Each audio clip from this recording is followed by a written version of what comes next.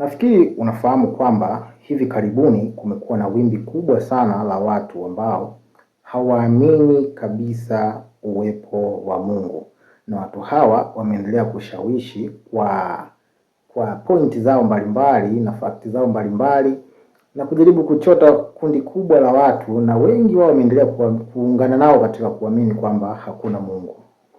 Baadhi ya watu hawa wao wanaamini kwamba viumbe vyote, ulimwengu wote mzima umetokea kutokana na mageuzi ya chembe chembe fulani ambazo zilifanya mageuzi zikatokeza uhai na nini.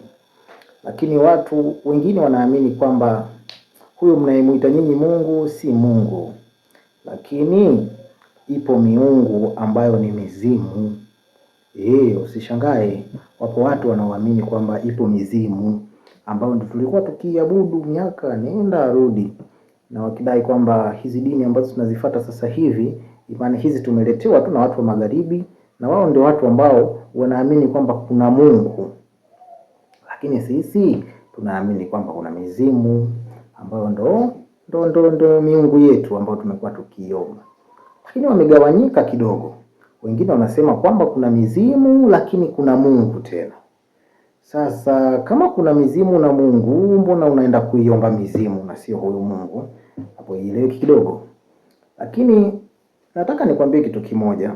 Ukisoma maandiko katika Zaburi ya 53:1 inasema hivi: mpumbavu amewaza moyoni mwake, hakuna Mungu. Nitarudia kwa herufi kubwa. Mpumbavu amewaza moyoni mwake, hakuna Mungu. Na kwa nini kwa kufaa maandiko yanawaita watu ambao wanaamini kwamba hakuna Mungu ni wapumbavu? Kiharisi ni wapumbavu. Nitakwambia kwa nini nasema hivyo.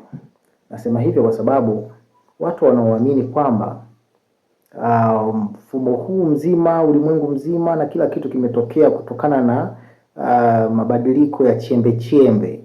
Hizo wanazita hao chembe chembe, sio za molecule, sio za nini, wanafahamu wao kwamba ndio chanzo cha uhai na vitu vingine. Sasa waulize watu hawa ya kwamba mfumo wote wa ulimwengu, sayari zilipopangwa, mfumo wa jua na nini, na dunia ilipo, na baada ya kufanyika utafiti mwingi sana, imeonekana kwamba uhai wa mwanadamu unaweza kukaa katika dunia tu na si sayari zingine. Ina maana hizo chembe chembe zilizounda huu mfumo kwanza uliokuwa kamili sana, kila moja ikijizungusha, ikapiga hesabu kamili sana mabadiliko ya chembe chembe hizo. Na hizo chembe chembe zikaona kwamba mwanadamu anaweza kuishi katika dunia na si hizi sayari zingine, ndio sehemu ambayo inasapoti maisha. Kwa hiyo chembe chembe zikaamua kumtokeza mwanadamu katika sayari ya dunia. Lakini chembe chembe hizo zikaona sasa huyu ataishije bila maji, inabidi tumwekee maji, lakini tumwekee mimea iwe kama chakula. Lakini chembe chembe hizo pia zikaona kwamba huyu mtu atakuwa anapumua carbon dioxide na mimea itakuwa inatoa oxygen. Kwa hiyo chembe chembe zikaona kwamba wacha tumwekee mtu huyu mimea ili awe anapumua, anavuta oxygen kutoka kwenye mimea ile, na afya anatoa carbon, mimea inafyonza ile carbon. Lakini haikuishia hapo. Chembe chembe zikaona kwamba huyu mtu hawezi kukaa na giza, inabidi kuwe na jua la kumpatia mwangaza, na labda usiku kuwe na mwezi. Lakini haikuishia hapo. Chembe chembe hizo zikaona kwamba huyu mtu akiwa peke yake atazalianaje? Kwa hiyo chembe chembe zikaamua kwamba huyu mtu inabidi awe mwanamume na mwanamke. Lakini hazikukosea kwa mtu tu. Chembe chembe zikaona kwamba kuku anatakiwa awe wa kiume na wa kike, mbwa anatakiwa awe wa kiume na wa kike, na chembe chembe zikaweka kila kitu perfect katika mfumo ule na viumbe vyote kwamba kuna dume na jike. Hizo ni chembe chembe zilitokeza uhai, si Mungu. Sijui unanielewa vizuri. Lakini haikuishia hapo. Chembe chembe hizi zikaweka mfumo thabiti ulio sahihi kabisa kwa mwanamke na mwanamume, kwamba hawa wakikutana katika namna hii kitatengenezeka kitu ambacho kitaleteza mtoto. Hizo ni chembe chembe. Lakini chembe chembe hizo zikaona sasa nimeshamuumba huyu mtu, lakini nisimwekee mkono kifuani, atashindwa kufanya hivi, kaweka mkono mmoja huku na mkono mmoja huku, zikawaza huyu mtu atatembeaje, zikaona zimpe na miguu. Chembe chembe zikaona huyu mtu inabidi aone, nimpatie macho. Chembe chembe zikaona huyu mtu inabidi ale, nimpatie mdomo. Chembe chembe zikaona huyu mtu huenda kukawa na kipindi cha baridi, nimpatie vinyweleo. Chembe chembe hizo zikaweza kutengeneza mfumo ambao wanasayansi wanasema ni tata kuliko mfumo wote, yani mfumo wa ubongo. Kitu kama ujiuji tu chembe chembe zikauweka katika ubongo, ambayo unafanya kila kitu, unamfanya mtu aweze kufikiri, aweze kuona, inapigwa picha kwenye macho na urudishwa kwenye ubongo, na wenyewe katika sayansi wanasema hivyo, ukimgusa taarifa inapelekwa kwenye ubongo. Chembe chembe zikatengeneza everything so perfect.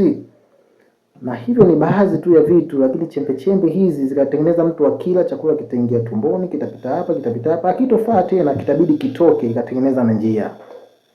Na maji hivyo hivyo ikatengeneza njia. Chembe chembe zikaona moyo inabidi udunde ili damu isukume. Hizo ni chembe chembe. Lakini hivyo ni baadhi tu ya vitu.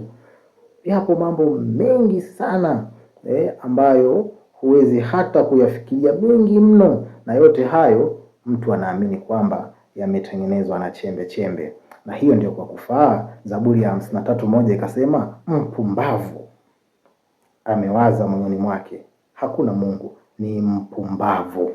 Bila shaka hata wewe ukifikiria hivyo tu, kwa uchache huo tu, yapo maajabu mengi sana katika uumbaji, mengi mno, lakini ukifikiria kwa uchache tu utagundua kwamba huyu ni mpumbavu. Yako mengi. Chembe chembe ziliumba samaki, zikaweka kwenye maji, zikawaza hawa wanaweza kukaa tu katika maji na viumbe vingine na viumbe vya nchi kavu, vikaumba ndege wa angani na kila namna ya vitu. Ni chembe chembe. Lakini labda unaweza kumuuliza mtu ambaye anaamini hakuna Mungu, kwa sababu baadhi yao wanasema kwamba nyinyi mnaosema kwamba kuna Mungu, yu wapi basi huyo Mungu? Je, mmeshawahi kumuona? Utamuuliza mtu wa namna hii, ndugu, je, kuna upepo au hakuna?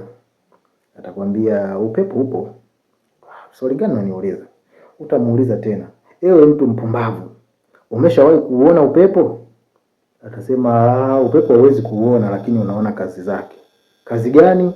Unaona ukivuma miti inalala, utauhisi ukikupuliza, utaona makaratasi yananyanyuka, malailoni yanapepea, upepo unavunja nyumba, upepo unasababisha matatizo ya kila namna. Unaniambiaje kama hakuna upepo? Basi yewe mtu mpumbavu, kama waweza kuamini kuna upepo kwa kuona kazi zake, washindwaje kuamini kama kuna Mungu kwa kuziona kazi zake? Bila shaka maandiko hayakukosea yalipokuita wewe mpumbavu. Naamini wewe hapo unayenisikiliza si mmoja ya watu wapumbavu ambao wameamua kuamini kwamba hakuna Mungu licha ya kuona kazi zote, na wakati huu wameamua kuamini kwamba kuna upepo na ambao hawajawahi kuona, kwa kuona tu baadhi ya kazi zake. Kwa leo tuishie hapa. Mungu akubariki sana. Asante.